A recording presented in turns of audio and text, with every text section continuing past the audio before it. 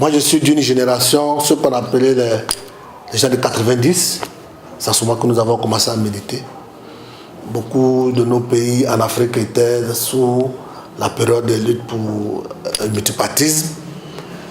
Le parti unique était en vogue. Nous étions dans le mouvement étudiantin et partout nous vivons tous. Les étudiants étaient tous toujours réprimés, les étudiants étaient... chacun sortait de chez lui pour aller en exil ailleurs ou bien à travers les mouvements étudiantins, nous avons des relations. Et les choses sont passées comme si c'était par contamination, mais en vérité, c'est en ce moment que nous avons vécu la nécessité d'une lutte africaine dans les veines. Mais ce n'était pas en ce moment que ça a commencé. Avant, même au moment où les gens ont créé dans les années 40 le PDCI RDA, qui était l'un des premiers partis, le RDA, Rassemblement démocratique africain, existait dans différents pays africains, surtout pays francophones. Le panafricanisme, pour nous, ça aurait dû être l'essence de toute prise de conscience, l'essence de tout combat des Africains. Parce que pour nous, le panafricanisme, c'est une volonté, c'est une vision, c'est une conception que nous, Africains, nous étions un au départ. Nous sommes un naturellement et nous avons été victimes d'une invasion qui nous a émiettés, qui nous a divisés. Nous ne serons jamais nous-mêmes.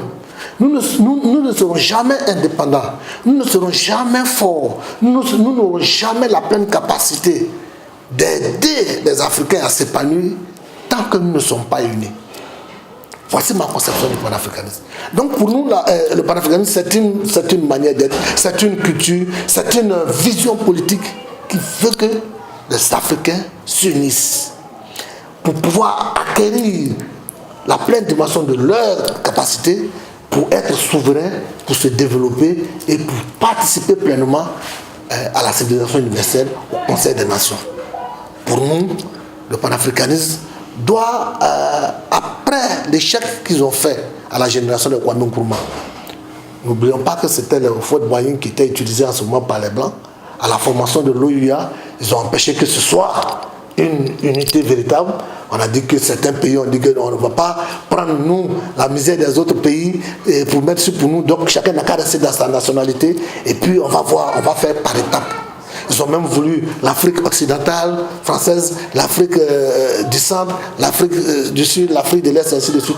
Tout ceci, c'était des politiques de division. C'était un panafricain. Donc on se sont laissés avoir au jeu. Et 60 ans après nos indépendances, vraiment, rien n'a été fait encore dans le sens de l'unité africaine. Et la seule personne qui a pu booster ces dernières 40 années de panafricanisme, c'était Muammar Kadhafi.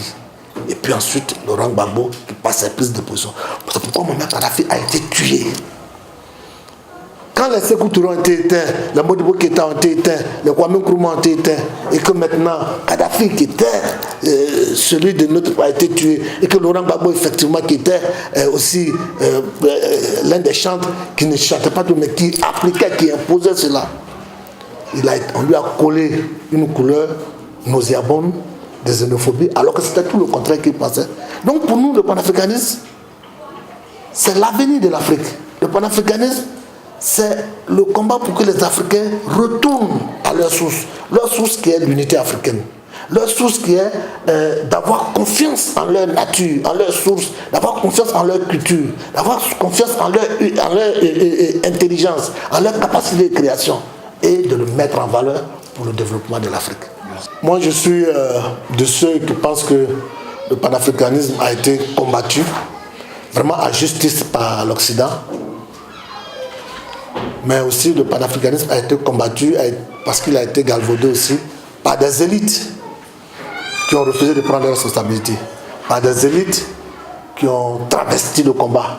Ils ont fait croire que le panafricanisme était un combat d'élite, d'intellectuels, entre griffes, et que donc c'était dans les bureaux ou bien dans les salles de conférence le panafricanisme. Non. Aujourd'hui, moi j'ai foi au panafricanisme. Mais qu'il va falloir réviser beaucoup de choses. Le panafricanisme doit être populaire. Le panafricanisme doit être imposé par la base. Il faut qu'on fasse comprendre aux Africains que c'est les jeunes, c'est les paysans, c'est les chômeurs, c'est les travailleurs qui doivent imposer le panafricanisme. Qui doivent faire comprendre que pour être unis, je n'ai pas besoin d'être doctorant ou bien je n'ai pas besoin d'être professeur pour comprendre que nous étions un peuple uni et que ce peuple a été émiettté et a été dépecé par l'Occident. On n'a pas besoin d'être en cravate pour faire comprendre que nous, Africains, du Bénin jusqu'en Côte d'Ivoire, on a le même peuple. De la Côte d'Ivoire jusqu'au Mali, jusqu'au Burkina, on a le même peuple. Jusqu'au Nigeria, on a le même peuple. Et c'est comme ça partout à travers l'Afrique.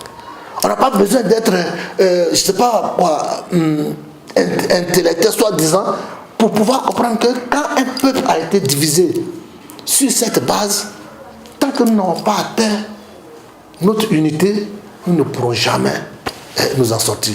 Donc c'est pourquoi moi j'ai beaucoup d'espoir. Parce qu'entre avant et aujourd'hui, les conditions technologiques de communication ont changé.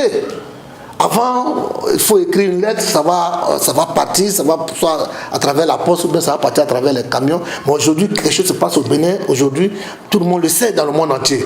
Donc, les moyens de communication ont changé et il faut que les Africains décident d'utiliser à bon escient tous ces moyens de communication. Et qu'aujourd'hui, les impératifs ont changé sur le plan international. Il faut que les Africains s'adaptent à cela pour dire que le panafricanisme doit être un panafricanisme de masse, un panafricanisme des peuples, un panafricanisme des travailleurs, des jeunes, des étudiants, qui doivent imposer les députés qu'ils veulent, ils doivent imposer les présidents qu'ils veulent, et que ce sont ces décideurs-là qui vont faire accélérer le panafricanisme.